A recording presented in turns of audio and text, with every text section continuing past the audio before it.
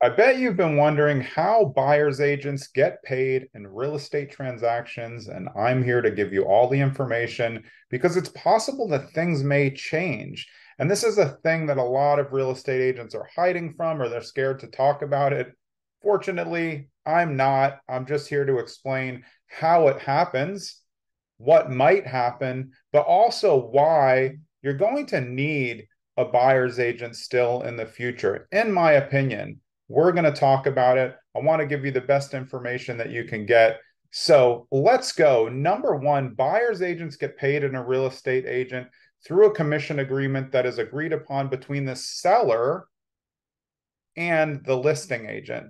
So the buyer's agent on market transactions, as of now, gets paid as part of that commission. So the numbers really don't matter. These are examples, they're not hard and fast rules.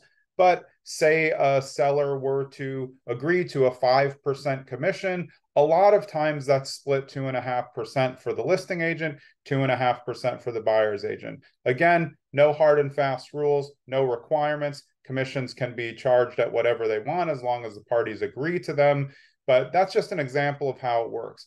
So here's one thing to remember when people say, like, oh, well, the agents get paid too much. And this goes to both sides. So what happens is that 2.5% is actually due to the brokerage. So the brokerage gets paid the 2.5%, and then the brokerage has a split between themselves and the real estate agent. Again, it could be anything. Some agents or some brokerages have 100 split and they have other things. Some could be on a 50-50 split. So the real estate agent doesn't get that entire 2.5%. And PS, if your agent is on a team like mine, Streamline Properties on Market, there's another cut. And wait, PS, if the lead source came from something like Zillow, Ojo, Realtor.com, it may come with another split. So let's just say, like, we're on a program called Zillow Flex. We answer a ton of Zillow Flex calls. We close a transaction. Zillow actually takes 35% off the top.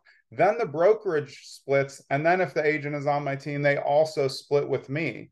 So when you start to think about it, this is something to think about as we get to the end part. Like, hey, what's going to happen with buyer's agents' commissions? And do I really need a buyer's agent? I want to explain to you how long that takes to make that money. Just say you did 10 showings as a buyer's agent and you're a home buyer. And 10 is kind of light right now because the market's tough where we are in New Jersey. So 10 showings, I cap it at about 30 minutes per showing. So that's 300 minutes. But PS, there's also driving time to and from each showing. So let's give half hour on each side. You're already up to 600 minutes there. Okay. So 600 minutes, 10 hours, that's 10 hours of time. And then you're going to start to go into the research. How many days a week did somebody send you properties or do it? Look, some agents put you on automated emails. That's not hard to do. We don't do that at Streamline Properties on Market. But how many times did they take a Zoom with you? How many calls did they take? When you add all of that up and consider that a lot of people right now are seeing, 15, 25 homes, it's a lot of time. And when you calculate the hourly rate, it's not going to turn out to be as much as you think when you calculate in all the splits. So I know a lot of people think all real estate agents driving around in Lamborghinis. You can't really think that. You probably think that about real estate investors, but PS, that's not true either. But let's go into what's going on. There's a bunch of lawsuits going on. I can't tell you what's going to happen, and I don't really know the particulars of why everything's happening. But in the future, it's possible that buyer's agents may need to pay the buyer's agents or choose not to pay the buyer's agents. So you're going to be at some point in the future weighing whether or not it's worth it to you and what it's worth for you. Right now, as real estate agents, we're always negotiating our fee with the listing agents on market. But if there is a split and selling percentages and buying percentages are split, then buyers are going to be able to negotiate their percentage with those as well. What does that mean? That means you're going to get discount buyer's agent, just like there's discount seller's agent. And look, everybody does business their own way. So if that's the way you want to do business, have at it. A lot of people do really well with that business. But there's also an expertise level that is going to be worth a certain amount. And that's what you want to figure out. What is it worth to you to have a buyer's agent? And when I went through this study by 1,000 Watt, a lot of comments in where they're more like the buyer's agents are just door openers. They don't really do anything. But the things that were most important is understanding houses, giving advice on inspections, and just generally being a advice portal for homes and the process. We make a lot of videos like this one so that you can run through the process, know about home inspections, know about oil tanks, know about sewer inspections on your own time. I think it's helpful. We do a lot of Zooms. If you need to do a one-on-one about your home buying, do that consultation. But generally, look, commissions are going to be up in the air for a little while, but as of now, in most areas or all that I'm familiar with, the buyer's agents get paid by an agreement with a listing from the seller. So no buyer's agent can ever tell you that they're working for free, because they're not working for free.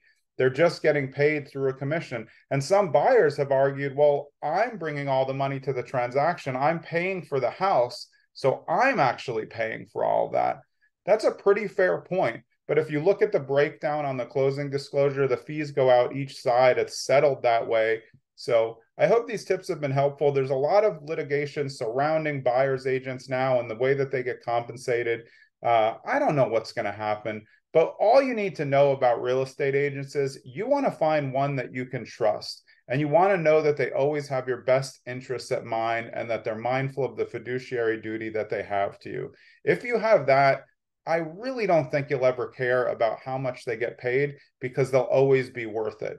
If you're always thinking like, hey, I just want to get the cheapest, you're probably going to get the cheapest service. Not always, but like if I want to get a heart transplant, I'm not looking for a deal.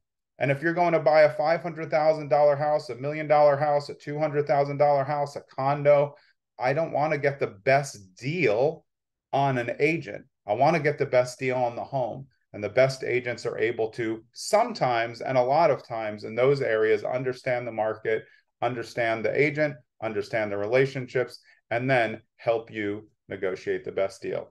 I'm Jonathan Green. Hope this was helpful.